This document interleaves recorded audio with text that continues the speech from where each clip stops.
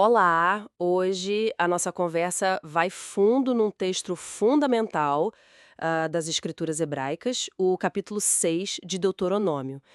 São palavras ditas ali, né, para os israelitas pouco antes daquela entrada na Terra Prometida. E a essência talvez esteja toda naquela frase inicial impactante: Ouve, ó Israel, o Senhor, nosso Deus, é o único Senhor. Uma base, né?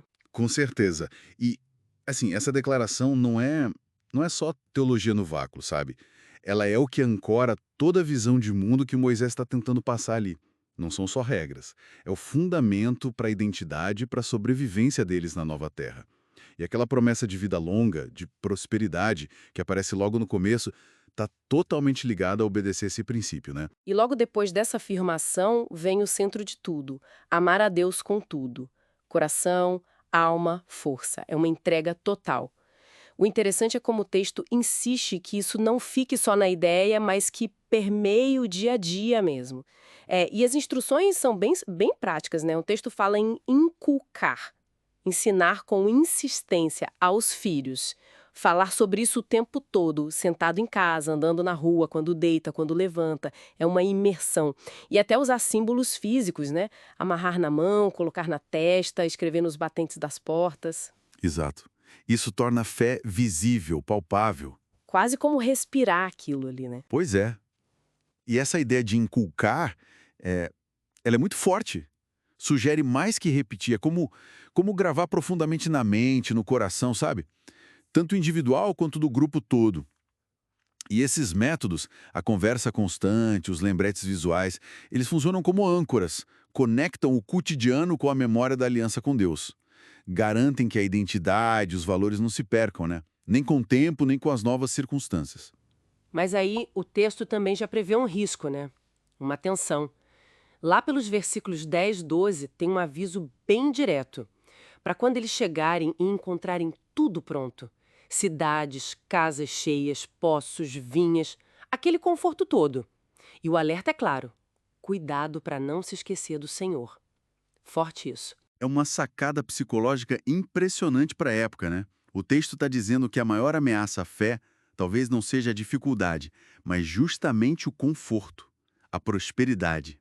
Ela pode levar a uma espécie de amnésia espiritual, esquecer de onde vieram as bênçãos. Por isso que ele insiste tanto em lembrar do Egito, da casa da servidão. Funciona como um contraste constante, sabe? Uma vacina contra essa acomodação. E aí vem a proibição de seguir outros deuses. A ideia do Deus zeloso, que aqui significa, assim, a seriedade da aliança. É exclusiva, não dá para dividir. E pensando na continuidade, nas próximas gerações, o capítulo também se adianta. Já imagina os filhos perguntando: pai, mãe, o que significam todas essas leis, esses decretos? E a resposta não é para ser uma aula teórica, né? De jeito nenhum. É para contar a história. A instrução é: olha, nós éramos escravos lá no Egito, mas o Senhor nos tirou de lá com mão poderosa. Recontar os milagres, a libertação, a promessa da terra se cumprindo.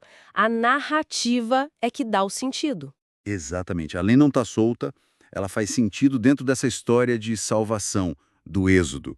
Não são regras porque sim, mas a resposta de um povo que foi liberto por um Deus libertador. Elas são dadas, como o texto diz, para o nosso perpétuo bem, para nos guardar em vida. É para a vida que elas servem. Nesse contexto, obedecer é visto como justiça. Não só no sentido legal, mas como viver alinhado com essa aliança, com essa história de salvação. Então, resumindo, a grande ideia que parece pulsar nesse capítulo é a da memória ativa. Uma necessidade constante de lembrar. Lembrar quem eles são, de onde vieram, qual a base da relação com Deus e, o mais interessante, lembrar disso especialmente nos momentos de conforto, de abundância, que são, curiosamente, os mais perigosos para o esquecimento. E essa lembrança se faz viva no ensino e na prática diária. Pois é. E isso deixa uma reflexão para a gente, né? Esse texto, tão antigo, ele conecta de forma muito direta a fé em Deus, a preservação da memória histórica e o bem-estar da comunidade à vida, à prosperidade. Como será que essa fórmula antiga, que junta fé, história e propósito coletivo, pode, sei lá, iluminar os nossos desafios de hoje? para construir e manter um senso de identidade, de significado, seja para a gente individualmente ou como sociedade. Num mundo tão cheio de distrações, tão fragmentado, né?